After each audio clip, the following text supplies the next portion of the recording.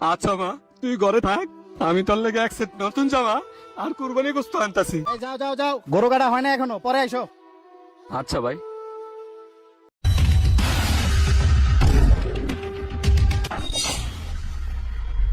কিরে শিমুল, তুই আমার ডরতে কি করলি রে?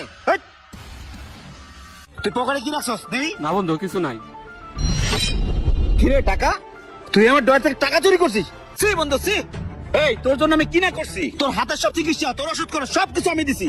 এখনো তোর ঘরে আমি বাজার করে দেই, আর তুই আমার ঘরে চুরি করছ। ছোট লোকের বাচ্চা, তুই আমার ঘরে চুরি করছ। এই তুই তো বন্ধু নামের কলঙ্ক। তোর আমার বন্ধু পরিচয় তো লজ্জা লাগে। ছোট লোকের বাচ্চা, বাইরে আমার বাড়িতে বাইরা, বাইরা, বাইরা তুই।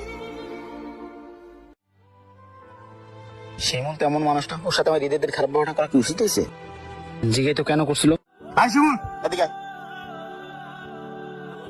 বন্ধু, আমি যতদূর জানি তুই ভালো মানুষ, কিন্তু তুই ঈদের দিনে চুরিটা কেন করলি? কত বন্ধু? তাহলে শোন বন্ধু,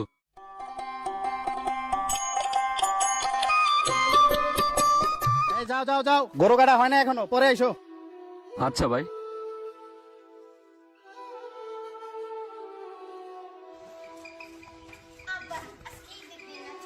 নতুন জামা পরতেছে, আমার একটা নতুন জামা কিনে দিল না। মা রে, তোর এই পঙ্গু বাপ তোর লেগে এক সেট জামা কিনে আনতে পারলো না। এর থেকে বড় কষ্ট এক বাপ হইয়া আর কি ডাক্তারে মা।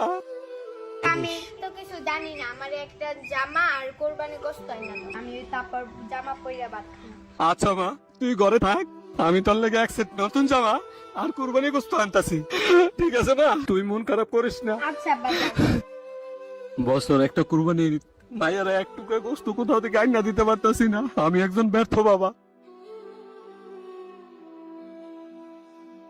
এই ভাই যান, পরে আসেন, গোস্ত রেডি হয় না এখনো, যান।